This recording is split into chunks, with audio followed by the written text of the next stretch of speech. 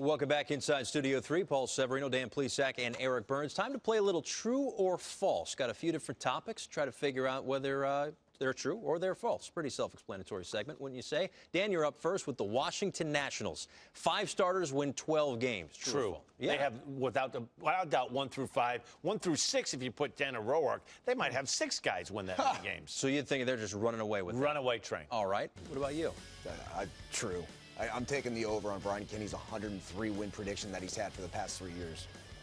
Who gets to 20 wins? Anybody get to 20 wins? Let's see. Maybe, sure. Who knows? Anyway, Jose Altuve, 200 hits again in 2015. True. This guy can flat out hit. He hits to all fields. You can't use the shift one way or another. He can pull the ball. He can hit the ball to right center field. He hits the ball on the ground, hits the ball in the air. The guy's a hitting machine. I'm buying. Little Mighty Mouse, I'm buying as well. I mean, just like you said, Dan, I think the thing for him is the fact that he uses the whole field so well. He's got a little thump in that bat, too, but he can pull his hands inside a fastball, stay inside, drive right back up the middle, just like you see right there. He'll jump ship if he has to. He's a good player. He's an awful lot of fun to watch. Same can be said for Mike Trout, who won, of course, the MVP last season. Will he do it again? Hard to go against Mike Trout, but I'm going against him because I think Josh Donaldson of the Toronto Blue Jays, the Jays win the East.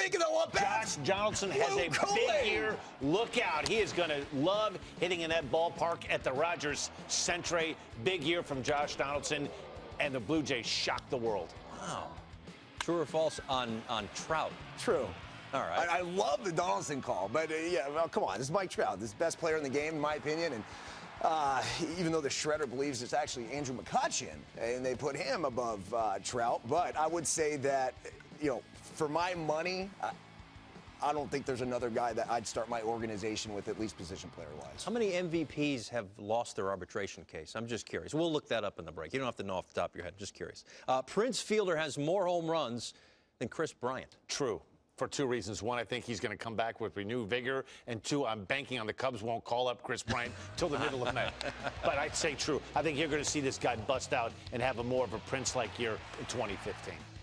I say false. I mean, Chris Bryant, I can't wait to see this guy. I wish the Cubs called him up last year. They did not, but I'm really, this has nothing to do with Prince Fielder. I hope he comes back and has a big year for the Texas Rangers. But my goodness, to watch this guy hit on a nightly basis, this is going to make our jobs a lot more fun, Dan Plesac.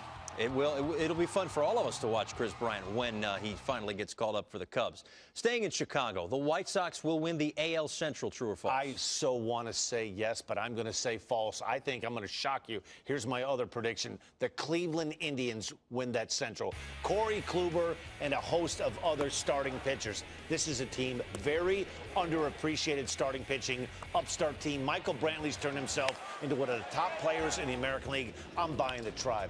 All right, Burnsy. I'm kind of disappointed in you, Dan. I mean, the White Sox. I didn't say they wouldn't make the playoffs. There are 2 wild card teams. I'm buying this team. This is definitely true. All the moves that they went out and made with Samardzija, you got Melky Cabrera.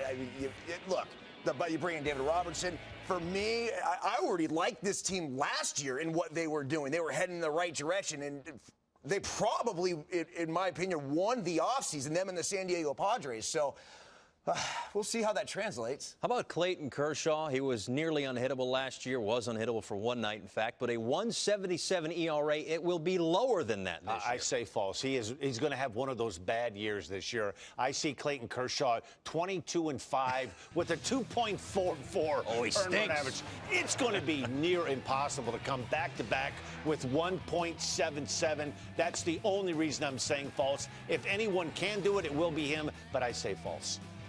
I'll go false.